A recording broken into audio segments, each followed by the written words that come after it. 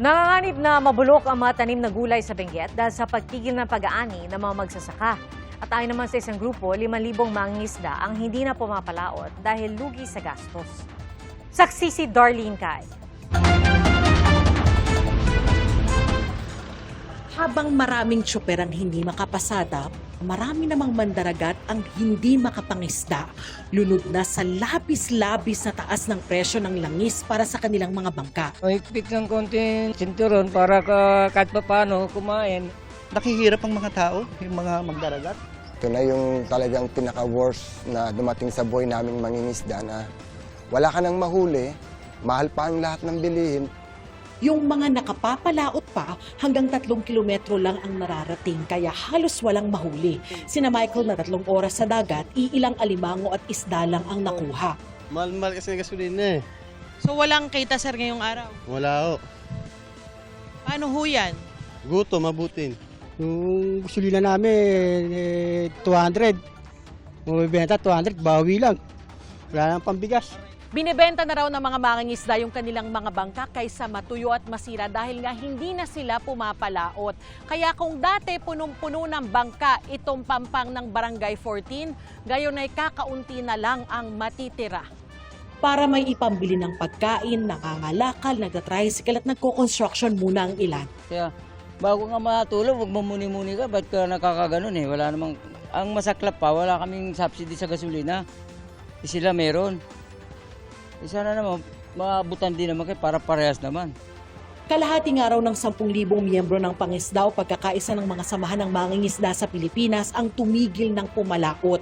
Pagka kami ang nagbebenta ng produkto namin, bagsak ang presyo. Ang katuwiran, hindi mai-transport kasi mataas ang gastos. Hindi na nila kayang mag-rent ng van. Mula sa dating 15,000, ngayon ay 30,000. Patuloy nilang kinakalampag ang gobyerno. Ngayon napakataas ng presyo ng gasto sa produksyon ng mga mangingisda. Ang gobyerno hindi kumikibo. Parang sa amin, hanggang kailan ba kami pababayaan ng gobyerno ito? Sinisiguro ng BIFAR na sapat ang supply ng isda sa bansa ngayon. Mahigit 10,000 mangingisda na rin daw ang nabigyan ng tig 3,000 pisong fuel subsidy ngayong taon.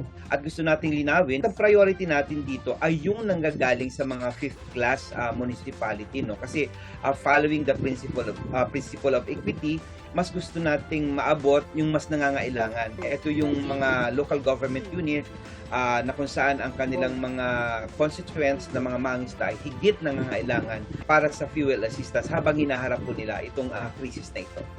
Inaprubahan na rin daw ang paggamit ng 10 bilyong pisong Presidential Assistance to Farmers and Fisherfolk kung saan nakalaki pang ayuda na ipamimigay sa 399,000 na mangingisda.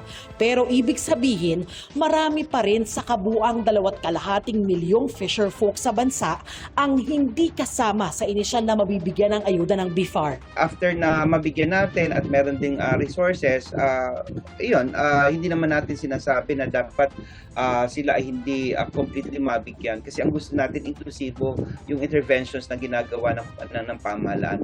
Sa Atok Benguet, maraming pananimang nanganganib namang mabulok sa paghinto ng pag-ani dahil sa oversupply. Sina Elmo Tsuga, naghihintay ng magandang presyo bago anihin ang tanim na repolyo.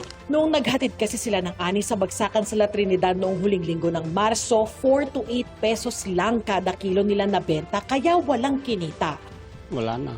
Pag inani pa namin yan, kami din yung napagod na nag-ani. Wala namang kahit kunti man lang na papunta sa amin. Hindi rin mapaani ni PJ Hait ang nasa 5,000 kilong pechay. Sa ibabayad pa lang sa mag-aani, trucking, diesel at magpoproseso ng gulay sa trading post, lugi na raw agad. 6-4, parang namigay ka na lang.